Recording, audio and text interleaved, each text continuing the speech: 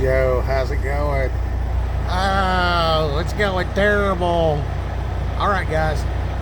Right here doing the 5 minute ministry, but if you're going to get ready for the apocalypse, if you got a better idea than starting a service truck, like if you could drive out here and fix that truck right there, you know, he's got his Tommy gate on there, he's got his utility bed, if you got an air compressor, if you got a welder / generator, and you can change tire on any vehicle, like you can write all that off on your taxes as a business. You know what I'm saying? Like that's real good. That's real good. And I don't know how much those guys actually make. However, I've paid some of those guys, and for them to come out and change a tire on my truck is the least I ever pay is like $350, and then pay for the tire too. You know what I mean? So I think I've had a couple around $350 where I had the tire myself. They just did the work. And then like on the weekend, an airbag on the weekend will cost you $1,250. So we're talking 3 bolts. So I mean that is a substantial deal. Now, as far as the 5 minute mission, today I was working out in the truck and several people noticed.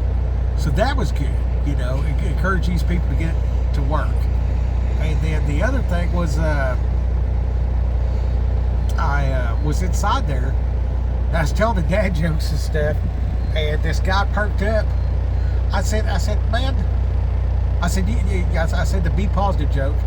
Then I was like, have you considered hell seriously? Like whether or not you and your family are going to burn in a lake of fire? Have you ever took that serious? And he was like, no. And I, you know, talked with him a little bit. It was kind of personal. But I said, hey man, just read it with that in mind. You know, how are you going to keep your wife and kids out of hell? This old boy's probably about 25, 23. Squared away looking, you know, respectable young man. You know, probably 6'4", trim, on his way to work. Kind of guy you could tell all the virgin going one way or the other, and just hadn't took it serious. And it was so cool to be there and just make it serious. You know what I mean? And I spoke with the elder last night, and she challenged my evangelism to whatever degree. I was like, that's exactly what I'm doing. I'm like, I said, these people ain't going to church. They're not going to church. You're not going to go to church and evangelize these people are out here working. They're doing this. They're doing that. They're going in there and getting coffee. If I'm going to go evangelize somewhere, there's going to be a coffee pot involved more than likely, and I'm supposed to go to them. If I put up billboards and everything and say, hey, Saturday night, come on down, whatever, cool, yeah. I think there's people doing that. But how many people are going up there to the coffee pot where I can talk to them? And then if I could get them to talk to the others, I kind of get off the hook, right? So like, this whole channel is about go out and juice the crowd. And juice the crowd, it's encouragement. However, you know what I mean? And just keep it real. Don't be weird about it. And the thing is, like when the people are telling jokes or whatever, the comedians, the professional comedians, rehearse their jokes. So if you'll rehearse your jokes, but draw on the Holy Ghost to give you the right words for the individual, and just say whatever comes to mind, and just you know, don't go in there and be like action. You know what I mean? Like you're just making coffee. There's a person be like, you know what Jesus' blood type is? Be positive. You know what I mean?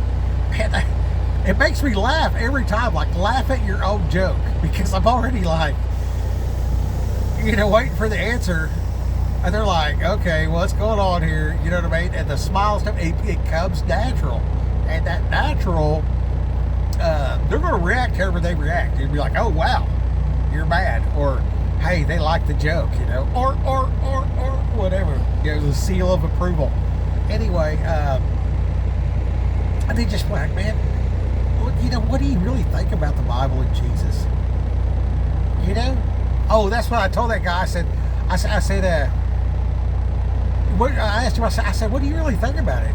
I was like, do you think we're just like on this giant rock flying through space and nobody's driving? Dude, that's terrifying. Or like, is God really real? And like, you know, it's his house and we should obey the rules. That's kind of terrifying. And then I said, so if somebody comes over to my house, and I'm like, don't wear muddy boots in my carpet. Like, if you've got any kind of respect, you're not going to wear muddy boots in my carpet. And this is a Texas dude, so they're squared away. Like, I'm a savage. Like, I don't care. Like, I will just clean it up or whatever like that. But these people, they're very squared away. Like, I mean, if mom says don't wear muddy boots in the house, like, it's a big deal. And they take pride in their cleanliness and everything else like that. So it's to appeal to this guy with a new ride was very, very appropriate. I mean, look at this guy right there. He's wearing these boots and everything. He's just going over here digging the ground. But he's squared away. You know what I mean? So I can go talk to him about how I should show respect to God and get squared away in my faith.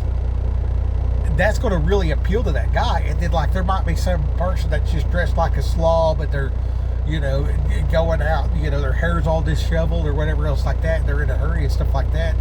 And just be like, you want to talk to that person about grace. Like, they need grace. You know what I mean? And say, hey, you know what? I love you. I think you're great. I think it's great that, you know, with all that's going on in this crazy world, and you're still going. And just keep going. That's, you know, you can see it in people. You can see it. You know what I mean?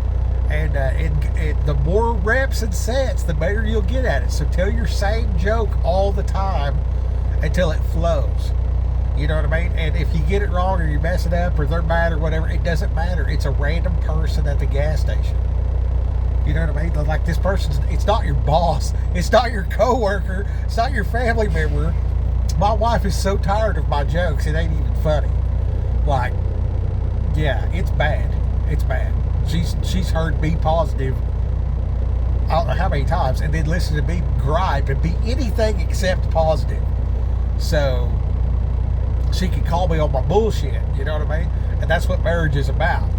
Where, you know, your spouse knows you better than anybody else, so you can't bullshit, right? And that's what forces us into growing and maturing, which is why marriage is hard.